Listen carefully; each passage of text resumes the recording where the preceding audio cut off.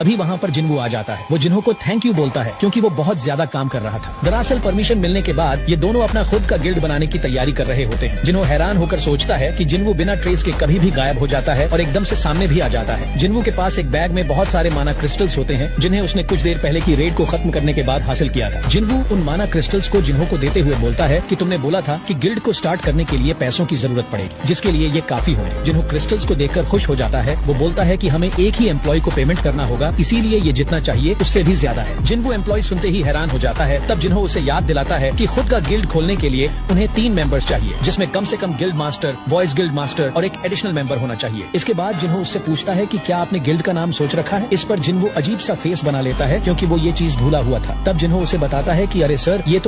तभी वहाँ पर कोई आ जाता है और गेट नॉक करता है। गेट खोलते ही वो दोनों देखते हैं कि बाहर चाहेन खड़ी है। वो उन्हें बताती है कि वो जिन्वू का गिल्ड ज्वाइन करने आई है। जिन्वू को लगता है कि उसे चेयरमैन ने भेजा होगा या फिर उसे चोई ने अपने गिल्ड से निकाल दिया होगा। तब चाहेन बताती है ऐसा कुछ नहीं है। तब जिन्वू पूछता है कि अगर ऐसा कुछ नहीं है तो तुम हमारे सोलो प्लेयर गिल्ड को क्यों ज्वाइन करना चाहती हो। गिल्ड का नाम सुनकर चाहेन भी शॉक हो जाती है। वहीं जिन्हो भी हैरान होकर बोलता है कि आपने ये नाम रख भी लिया, हमने तो अभी ठीक से सोचा ही नहीं, अभी तो सिर्फ बात ही चल रही थी। इस पर जिन्वू बोलता है कि तुमने कुछ नहीं बोला तो मुझे लगा कि तुम्हें ये नाम पसंद होगा। जिन्वू चाहे इनकी धड़कन फील कर पा रहा था कि वो कुछ छिपा रही है। वो समझ नहीं पा रहा था कि वो सबको छोड़कर उसी का गिल्ड क्यों ज्वाइन करना चाहती है। वहीं चाहे इन किसी भी हाल में जिन्वू का गिल्ड ज्वाइन करना चाहती थी क्योंकि वो उसे पसंद करती थी। कारगलन वाले डंजन के बाद से ही वो जिन्वू के बारे में हमेशा रिसर्च करती थी। उसे जेजू आइलैंड में हुए रेड मिशन के बारे में सब कुछ पता था कि वो बेहोश हो गई थी और जिन्वू ने ही बेरू को खत्म करके सबको बचाया था। लेकिन वो उसे ये बातें नहीं बता सकती थी।